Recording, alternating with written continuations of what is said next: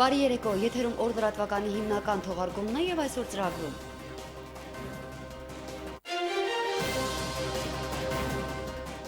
Հայ դիրքապահների ուղղությամբ հակառակորդը շուրջ 1200 գրակոց է արձակել, արգակոծվել են հատկապես հարավ-արևելյան, արևելյան եւ հյուսիս-արևելյան ուղղությունները։ Ադրբեջանական կողմը հերթական անգամ փորձ է անում Ինտերպոլին ներքաշել քաղաքական խնդիրների ոլորտ։ Արցախում հնագիտական պեղումներ իրականացնող գիտաշխատողների նկատմամբ միջազգային հետախուզում հայտարարելու փորձը ձախողվել է։ Բնակարանաշինության եւս մեկ հաջողված ծրագիր Նոր Կիլիկի անունով թղամասի եւս 15 առանձնատուն այսօր շահագործման է հանձնվել։ Շինհրապարակ, որը հավակնում է դառնալ մայրաքաղաքի լավագույն հանգստի գոտին, ազատամարտիկների պուրակի շինարարությունը շարունակվում է։ Գերմանական արտադրության նորագույն բուրսարկավորում, որը կբարձրացնի անհաս եւ ցածր քաշով ծնված նորածինների բուժման արդյունավետությունը, Հայաստան հիմնադրամի հերթական նվերն առողջապահության նախարարությանը նորածնի գյուվեզների տեսքով է։ Մարտի 1-ին եւ լույս 2-ի գիշերն Արցախա-ադրբեջանական հակամարտությունների շփման գծում հակառակորդն ականանետներից, նռնականետներից ու տարբեր դրամաչափի հրաձգային զինատեսակներից հրադադարի պահպանման ռեժիմը խախտել է ավելի քան 100 անգամ։ Հայ դիրքապահների ուղղությամբ արձակելով շուրջ 1200 գրակոց։ Շփման գծի հարավ-արևելյան, արևելյան եւ հյուսիս-արևելյան ուղղություններում ադրբեջանական զինուժը TR-107 տիպի հրթիռահրետանային կայանքներից, 60 եւ 82 մմ-անոց ականանետներից, ձեռքի հակատանկային հաստոցավոր ավտոմատ ու ենթափողային նռնականետներից ընդհանուր առմամբ արձակել է 51 արկ։ Իսկ օրվա ընթացքում Արցախա-ադրբեջանական հակամարտությունների շփման գծի արևելյան Ակնայի եւ հյուսիս-արևելյան Մարտակերտի հատվածներում տեղակայված պաշտպանության բանակի մարտական դիրքերի ուղղությամբ հակառակորդը տարբեր դրամաչափի ականանետներից ու հաստոցավոր ավտոմատ նռնականետներից շարունակել է խախտել հրադադարի ռեժիմը, արձակելով 68 արկ։ Պաշտպանության բանակի առաջապահ ուժերը դիմել են համարժեք գործողությունների եւ ճնշել թշնամու նախահարձակ ակտիվությունը։ Այս պայդրությամբ առաջնագծում տիրում է հարաբերական անդորր։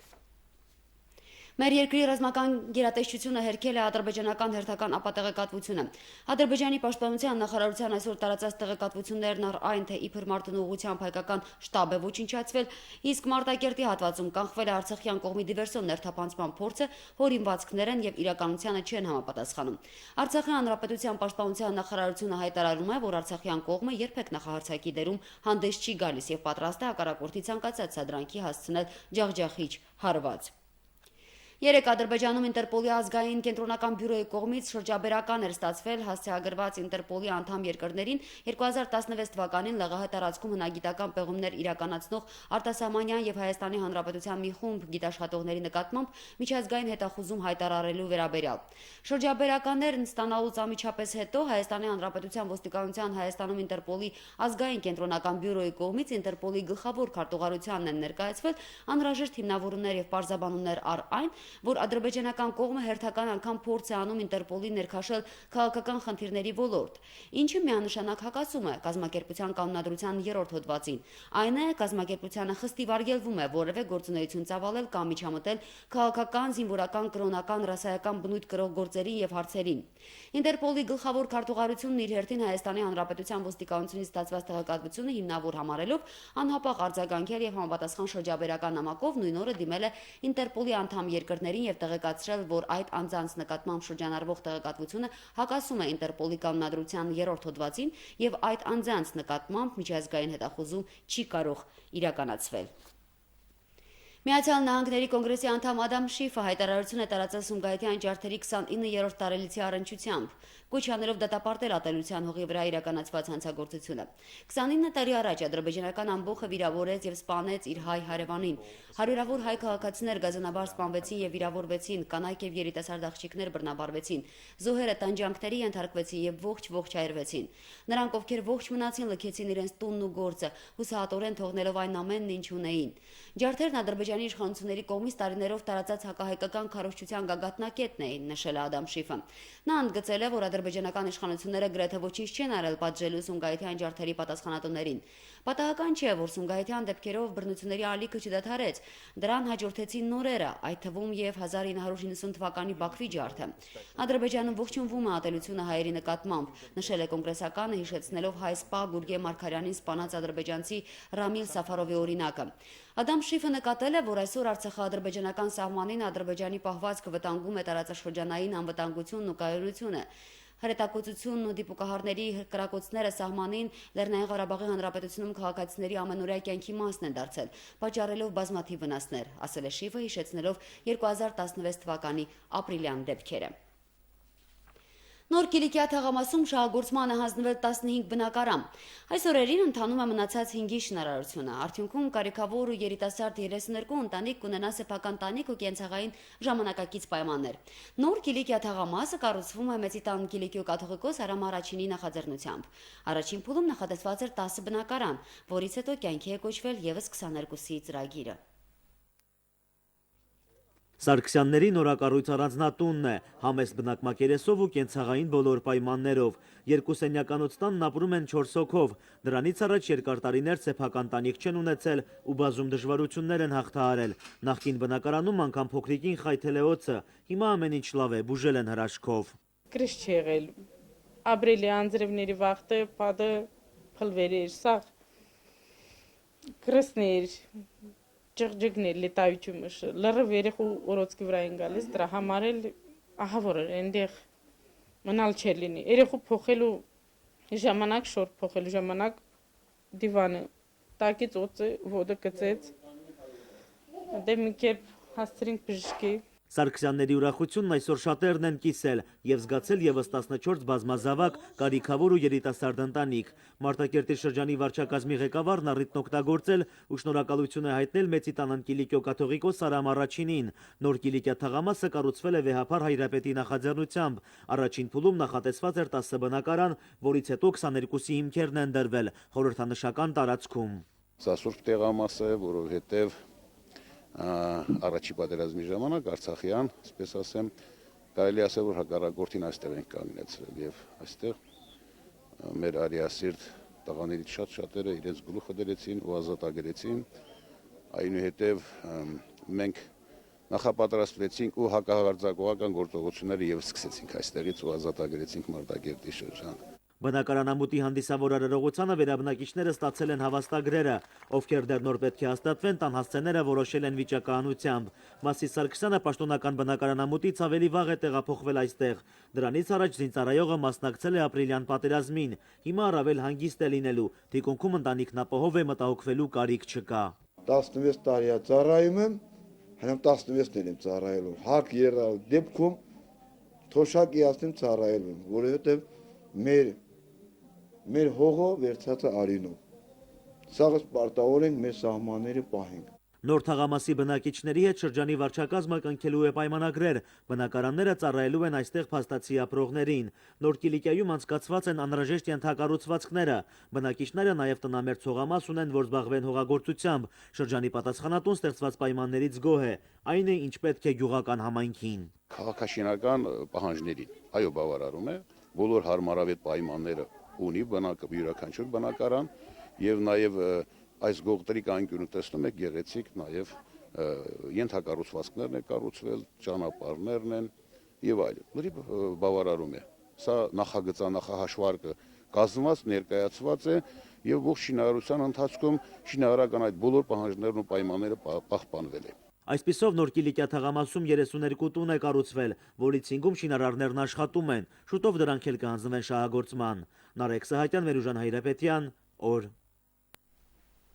Մայրաքաղաք Ստեփանակերտը նոր զբոսայգի կունենա։ Ազատամարտիկների միությանը կից տարածքում կառուցվող այգին ազատամարտիկների պուրակ անունն է կրելու։ Զբոսայգին կունենա ճարտարապետական յուրահատուկ լուծումներ ու ժամանակակից շինություններ։ Այն հանգստի ու ժամանցի իդեալական վայր կդառնա։ Ներկայում կատարվում են հողային ու հենապատերի կառուցման աշխատանքներ։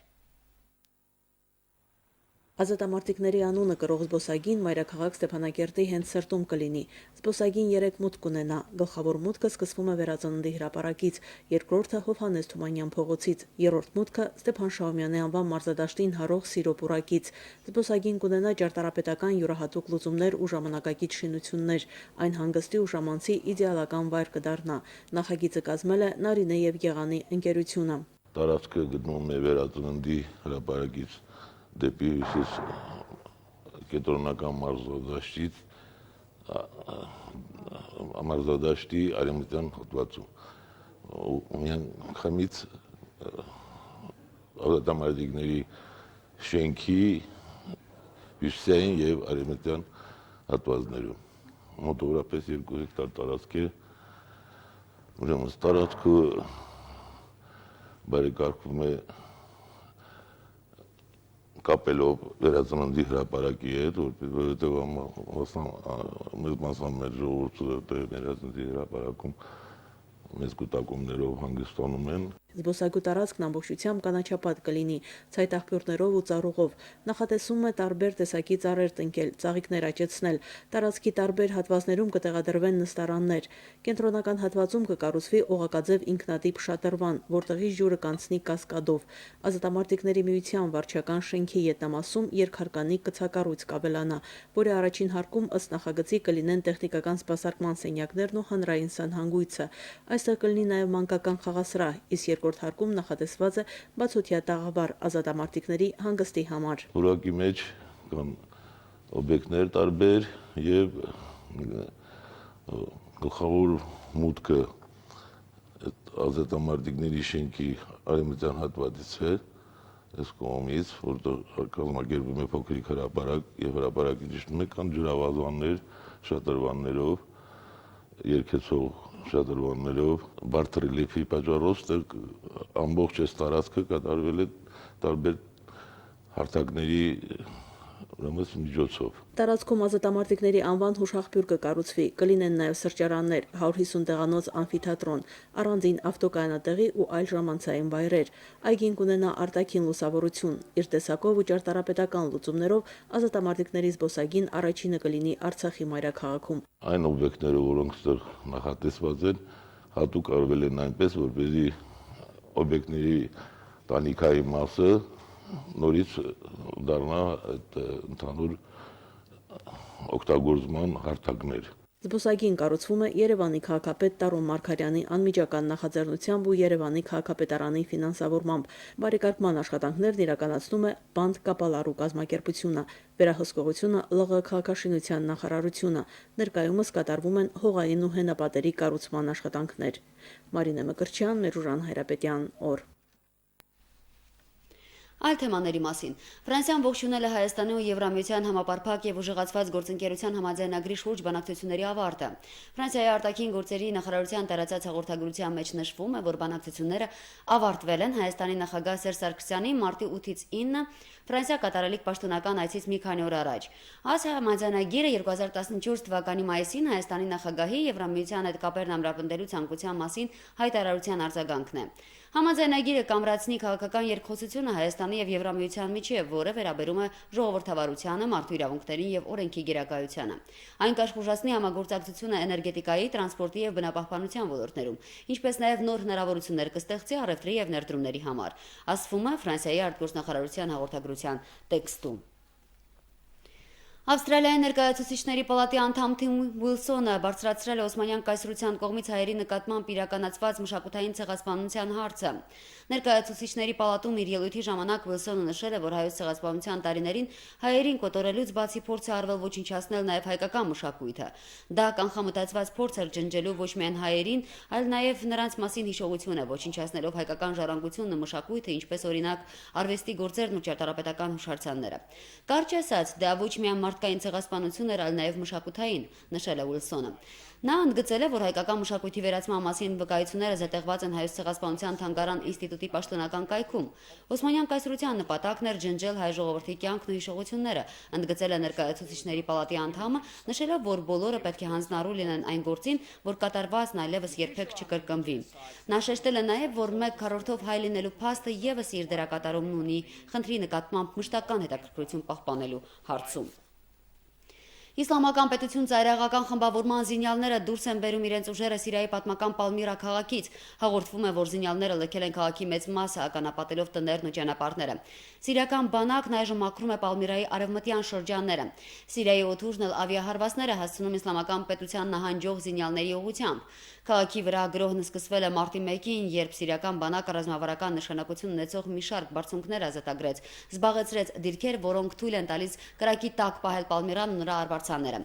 Իսլամական պետությունն անցած տարվա դեկտեմբերին կրկին իր հսկողության տակ էր առել Պալմիրան, որը Ռուսաստանի եւ Սիրիայի զինված ուժերի համատեղ ջանքերով նույն այդ խմբավորման ճիրաններից ազատագրվել էր 2016 թվականի մարտին։ Հայաստան համայնքական հիմնադրամի նվիրատվության շնորհիվ մոր եւ մանկան առողջության պահպանման կենտրոնն ու Արևիկ մանկական բուժմիավորումն օրերը ստացել են գերմանական արտադրության նորագույն բուժսարքավորում, նորածնի երկուական կյուվեզներ։ Դրանք անշուշտ կբարձրացնեն անհաս եւ ցածր քաշով ծնված նորածինների բուժման արդյունավետությունը։ Նորածինների ինտենսիվ թերապիայի բաժանմունքը համարվում է մոր եւ մանկան առողջության պահպանման կենտրոնի կարևոր օղակներից մեկը եւ այն գտնվում է առողջապահության նախարարության ուշադրության կենտրոնում։ Օրերս բաժանմունքը վերազինվել է նոր բուժսարքավորումներով։ 2 հատուկ ինկուբատոր կուվեզների կարիքը շատ ուներ կենտրոնը, քանի որ ձեռքի տակ ունեցող 2-ից մեկը մաշվածության պատճառով գործածությունից դուրս էր եկել։ Հայաստան համահայկական հիմնադրամի միջոցով մենք ստացել ենք նոր սարքավորումներ, 2 կյուվեզ եւ 2 մոնիտոր, որոնք հնարավորություն կտան Արցախի հանրապետության տարածքում ծնված անհաս եւ խնդիր ունեցող նորածինների համար լիարժեք բուժում, հսկողություն եւ խնամք կազմակերպել։ Վերջին տարիներին մեր հանրապետությունում ծնելիության ոլորտում անհաս նորածինների ցուցանիշը տատանվում է 6-ից 7% սահմաններում։ Տարեկան ունենք մոտավորապես 100-ից 120 նորածին, որոնք անհասության պատճառով ունեն կարիք համապատասխան հսկողությանը։